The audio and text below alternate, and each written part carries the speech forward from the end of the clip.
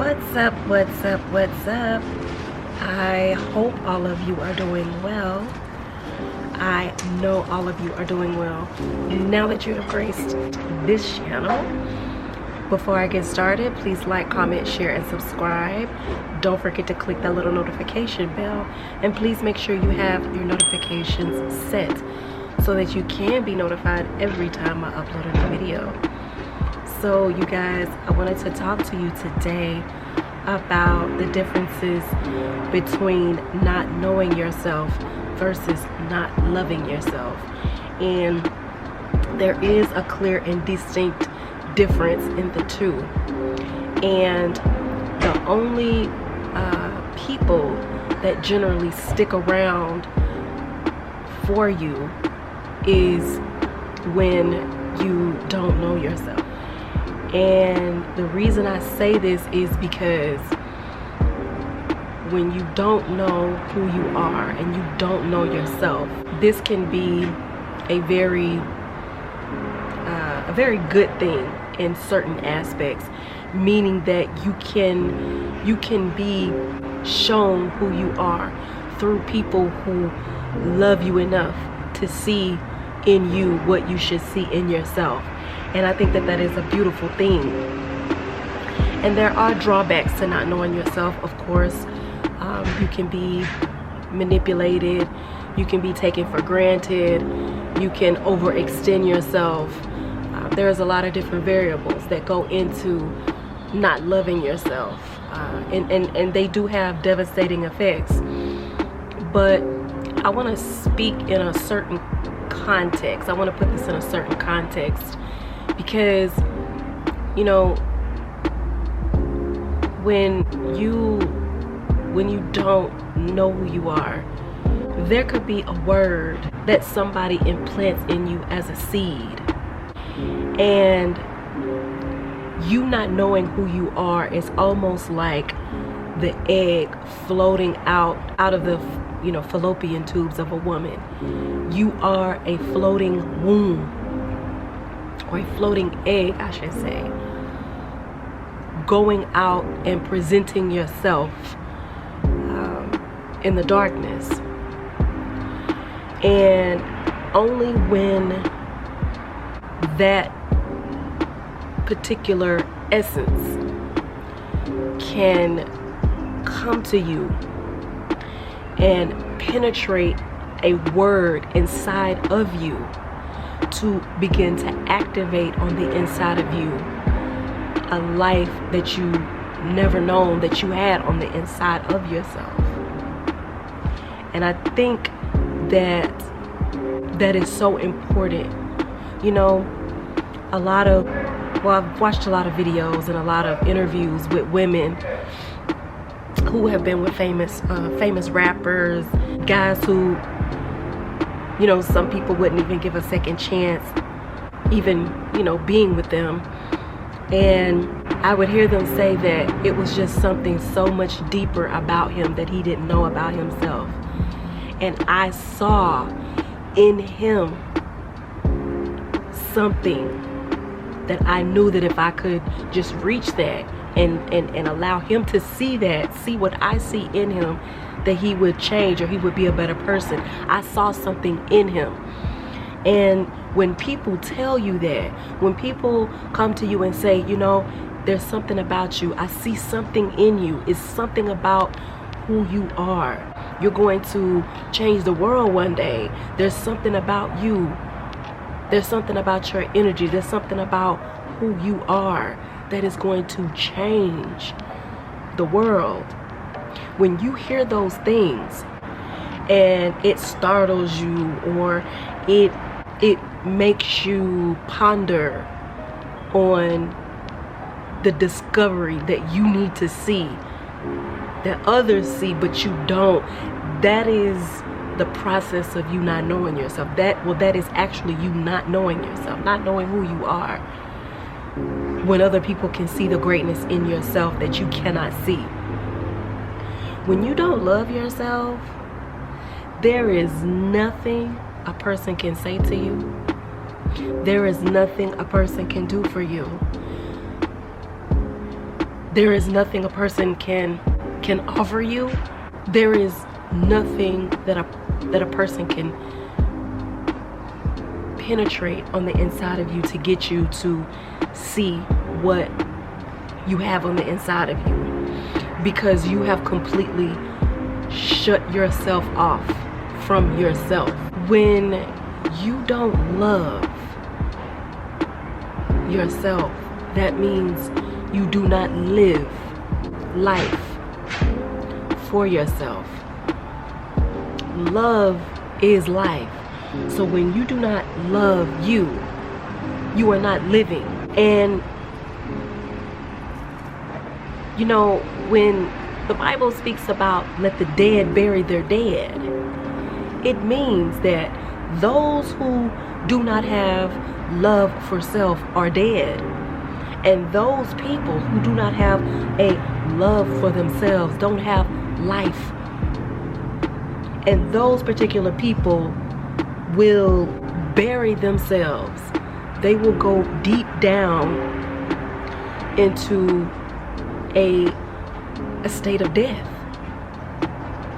not being able to come out of that state, but literally be a walking dead. So when those particular things and when these two subjects come up for me, they definitely reach home, because I've been in both scenarios. And actually the latter, me not loving myself, was actually how I viewed myself for the majority of my life. Because of the things that transpired in my life, the things that I had gone through, and how I internalized everything that happened to me, I did not love myself. I used to cut myself when I was younger, because that pain, the pain that I used to go through was so it was so hard for me to keep internally, that I had to not only internalize that pain, but I had to show that pain outwardly, physically, towards myself. And yes, I was a cutter. Oof. The particular trauma that I went through, being that type of person, it was devastating, and it had such devastating effects, domino effects on my life, reaching just a complete state of depression and literally death. I literally walked around dead. Ironically, it was people that I surrounded myself with. When I would make people laugh, I would entertain people, you know, to kind of hide my own pain. People would always tell me, you know, you are really, really funny. Like, you have this great personality. Like, you're going to be you're going to change the world one day. You have this personality about yourself. You know, you're so loving, and you're so, you know, you're so personable. People love you. When I began to see in myself what other people saw in me, it put me on a different path to learn how to love myself. And the more and more I got a chance to be open and discipline myself, because love is discipline. So the moment I began to realize why I didn't know myself, all of the pain and all of the trauma that came up, I was able to deal with from a different point of view, without the emotion, but look at what happened to me and understand that I survived those things. And those things were only a reflection of my own projection and how I projected the world. And when I saw things from that perspective, there's no other way that I could have lived but in despair and pain, because that is what I saw in the world, and that's what I saw in myself. So my inner world created this outer world that I lived in. And the minute I started to love myself and accept and love myself, the trajectory of my outer world changed.